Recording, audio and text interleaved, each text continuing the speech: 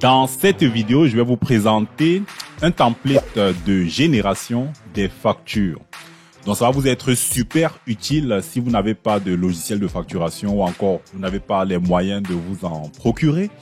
Ou même vous êtes dans une situation où vous utilisez un ERP pour gérer les opérations de votre entreprise, mais seulement les articles configurés pour facturation dans cet ERP concernent uniquement l'activité principale.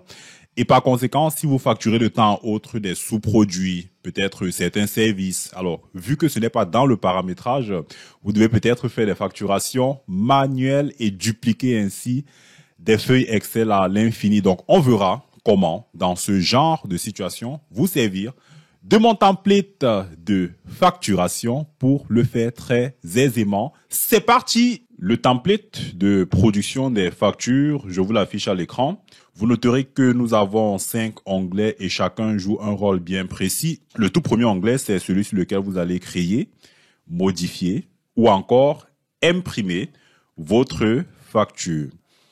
Sur cet onglet, vous allez voir s'afficher la liste des factures que vous avez émises. Et tout ceci va être fait automatiquement grâce au VBA. Si vous regardez sur la barre des formules, vous ne verrez aucune formule, mais tout ceci est généré automatiquement grâce au VBA, grâce au Visual Basic for Application développé par Microsoft pour aider les utilisateurs avancés à développer des solutions sur mesure aux difficultés ou aux problèmes qu'ils rencontrent. Donc ici, vous aurez le listing, la liste des factures qui ont été émises. Ensuite, sur cet onglet, vous allez avoir le détail des factures qui ont tout simplement été transférées aux clients, qui ont été émises. Ici, vous avez la liste de vos clients. Donc, si vous téléchargez ce fichier de production des factures et vous l'aurez dans la description et entièrement gratuitement. Donc, la première chose que vous ferez, c'est de définir la liste de vos clients. Donc, ce que j'ai prévu de faire, c'est de prévoir ici un tableau où vous avez le nom du client. Vous avez deux adresses, l'adresse 1, l'adresse 2. Vous avez un numéro de téléphone pour joindre votre client et vous avez son adresse email. Donc, pour ajouter un nouveau client, ce n'est absolument pas compliqué. On va par exemple le faire, n'est-ce pas, George Swap. Ça, c'est un client additionnel. C'est pour dire que vous pouvez ajouter une infinité de clients. Donc, on va dire que son adresse est adresse bla, bla, bla. Ensuite, vous avez l'adresse 2. On va dire BP 95 10 Douala, Cameroun. Et enfin, vous avez le numéro de téléphone. Pas enfin, l'avant-dernière étape, c'est le numéro de téléphone. Et enfin, vous avez à indiquer l'adresse email. Très bien. Donc, une fois que vous avez ajouté un nom de client, ceci est pris en compte automatiquement dans la validation des données. Donc, si je reviens sur le premier onglet des factures, je peux retrouver justement ce client que je viens d'ajouter, n'est-ce pas, le voici, George Swap, et vous avez automatiquement en dessous l'adresse de ce client. Dans la première configuration que vous allez faire, ou alors la première information que vous devez communiquer dans ce fichier, c'est le listing de l'ensemble de vos clients. Ça, c'est la première chose. La deuxième chose, ce sera la liste des articles, parce que justement, ce sont des articles que nous allons facturer. Vous devez, dans cet onglet que j'ai ajouté ici, liste articles, définir la liste complète des articles qui pourraient éventuellement faire l'objet d'une facture.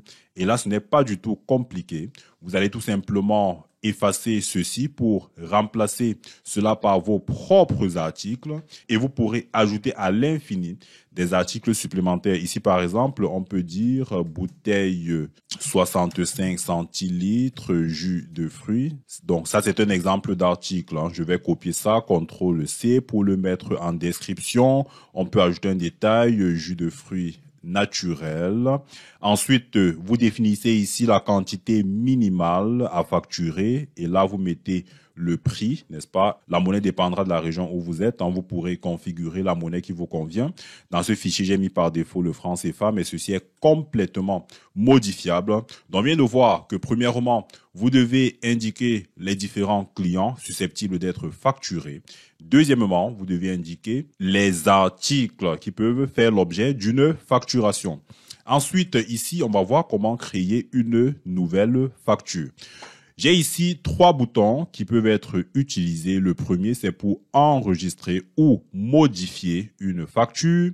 Le deuxième, eh bien, c'est celui qui permettra d'ajouter une nouvelle facture ou même d'annuler une facture. On va voir qu'à cet emplacement peut s'afficher un autre bouton d'annulation, n'est-ce pas, de facture. Et enfin, vous avez ici un bouton qui vous permet d'imprimer une facture. Pour ajouter une nouvelle facture, qu'est-ce qu'on va faire?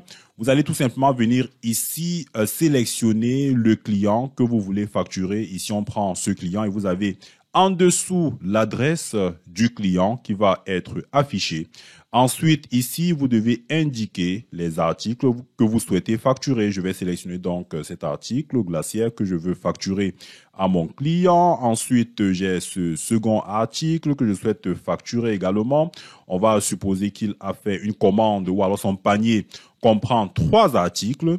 À présent, on va modifier les quantités. On va supposer que pour le premier article, c'est 15. Pour le deuxième, c'est 18. Pour le troisième, c'est 350. Donc, automatiquement, en fonction du prix qui est remonté, et ce prix, on a vu que vous l'indiquez sur l'onglet liste articles. Ce prix, il est remonté ici et vous avez le total par ligne de la facture qui va s'afficher. Et si je descends ici en dessous, vous avez le sous-total et vous avez la TVA qui s'applique à l'opération. J'ai mis un taux par défaut de 20%, mais ceci est complètement modifiable et vous mettrez le bon taux qui est en cours dans la région où vous vous trouvez en fonction de la réglementation fiscale. Et puis enfin, ici, on a le total, toutes taxes comprises, qui comprend effectivement le montant de la TVA. Donc, une fois que vous êtes d'accord avec cette facture, qu'est-ce que vous allez faire? Vous viendrez ici, vous allez cliquer sur enregistrer, n'est-ce pas? Je clique là-dessus. Très bien. Et cette facture est tout simplement ajoutée à ma liste de factures. Donc, la numérotation, vous noterez que cette numérotation, elle est complètement automatique. Le numéro 6 suit tout simplement le numéro antérieur qui était le numéro 5. Et cette facture numéro 6 va tout simplement être ajoutée à ma liste de factures. Vous voyez ici sur la ligne 8, j'ai la facture numéro 6 qui vient d'être ajoutée. Ça, c'est le montant qui était facturé au client Thomas Pierre. Si je veux avoir le détail, je viens sur le listing des ventes et j'ai le détail de cette facture qui apparaît distinctement sur ces 3 dernières lignes et qui correspond à ce que j'ai effectivement facturé à mon dernier client.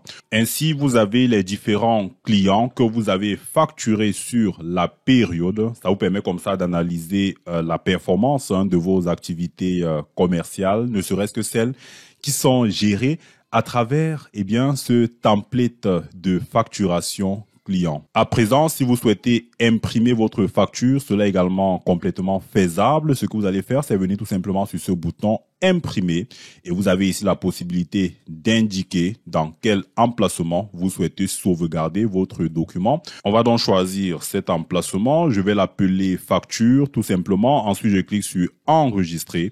Et on peut être sûr que ma facture, elle est archivée. Donc, si je veux retrouver ma facture, je viendrai dans le répertoire qui comprend la facture. Je clique sur le fichier PDF qui comprend les informations relatives à ma facture. Et puis, je peux donc ouvrir ma facture. Dans le réflexe que vous voudriez également bien avoir pour chacune de vos factures clients, c'est de l'imprimer en PDF parce que c'est une facture que vous pourrez transférer par email à votre client ou encore vous pouvez tout simplement l'imprimer en version papier avant de la lui remettre. Donc, voilà pour le template gratuit de génération des factures. Pour l'avoir, il y a un lien dans la description, il suffit de cliquer dessus afin de le télécharger. Abonne-toi également à la chaîne pour ne rater aucun nouveau contenu pour t'aider à monter en compétences en compta et sur Excel.